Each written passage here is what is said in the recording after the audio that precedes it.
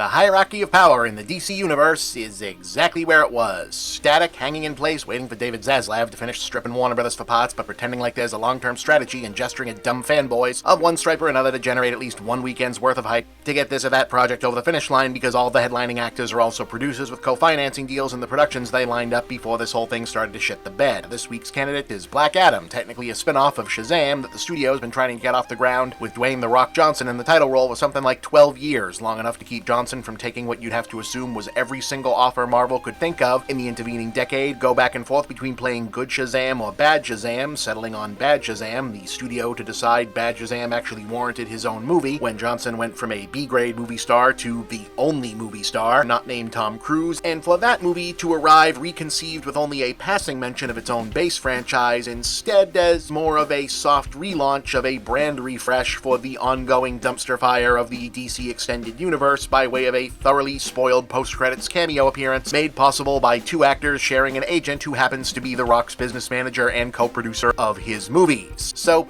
yeah, you're basically watching a feature-length concept trailer for the potential of The Rock as Black Adam should they decide to make something closer to an actual fully thought-out movie with him, with the simulacra of one occupying space for now being basically a disposable demo reel, where the most damning criticism one can deliver is that it plays exactly like New Line Cinema in 1996 shooting a Marvel script from 2015 and still manages to be better than most of what Warner Brothers has tried to pass off as superhero movies lately. I mean, make no mistake, Black Adam is garbage, and it's goddamn ridiculous that they spent however much they did on this when so much of the third act still looks exactly like fucking Spawn, but it's peppy, enthusiastic garbage, and at least you don't have to take like a week off work to try and finish it like that last Batman thing, and compared to the Snyder Cut or Wonder Woman 1984, I mean, Christ, this might as well be Citizen fucking Kane. And for a hot minute in the middle of itself, it almost shows signs of having found not just a reason for this DC movie, but the whole blighted project to exist in this oversaturated market, i.e. taking its unavoidable status as a chintzy B-movie inevitably paying catch-up to the Marvel machine as a chance to be a weird, sloppy, and dangerous thing in the way the Disney brand can't. It grounds its action firmly in an exploited Middle Eastern setting, has the citizen get in the Western superheroes' faces about only getting involved on behalf of Western hegemony, it gets off lines about neo-imperialism and not your country, not your decision, and lets the ostensible figureheads of American power be basically bad guys instead of just gesturing at that idea but ultimately coming down on the compromise Marvel ends up at all the time, i.e. Pax Americana is good, actually, so long as it's basically the cast of the West Wing in Halloween costumes doing Empire maintenance. I mean, it doesn't really pay off at all, because that would require follow-through, and this is still a Warner Brothers movie after all, so instead, Johnson's Black Adam, for the record, an accidentally resurrected superhuman god warrior with the same basic powers as Shazam, thought to be an ancient protector of a secluded Middle Eastern nation exploited for rare earth minerals, who swears he's super but not really a hero, for reasons he can't wait to be cryptic about, and the Justice Society, a hastily assembled set of Kmart Avengers scrambled up to rein him in, barely have time to register any real disagreement among themselves before it's time for them to team up against the mandatory generic Act 3 PlayStation 4 era CGI boss monster, because if it didn't work before,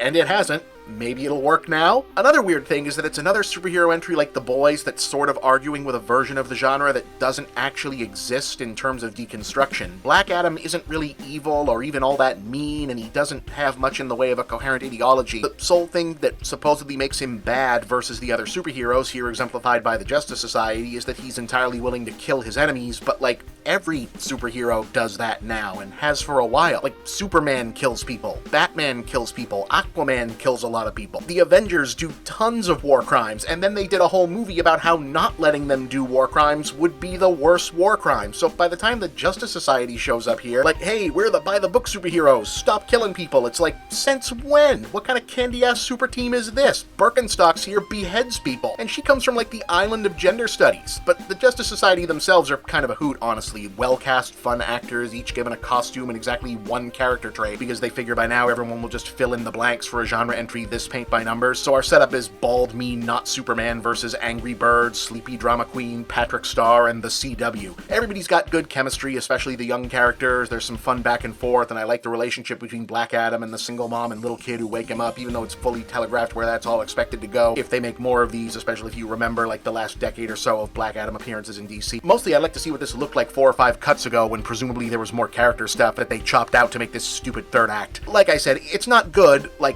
at all, but but I didn't hate it. It's fun until it's not. The Rock is charismatic enough to carry almost anything, so yeah, he can almost carry even one of these. 6 out of 10, you won't catch me pretending that this means the DCEU is suddenly a real thing made of real movies with a real future, or that Warner Discovery is a real studio, and I'm a real shareholder, but it's not a complete loss.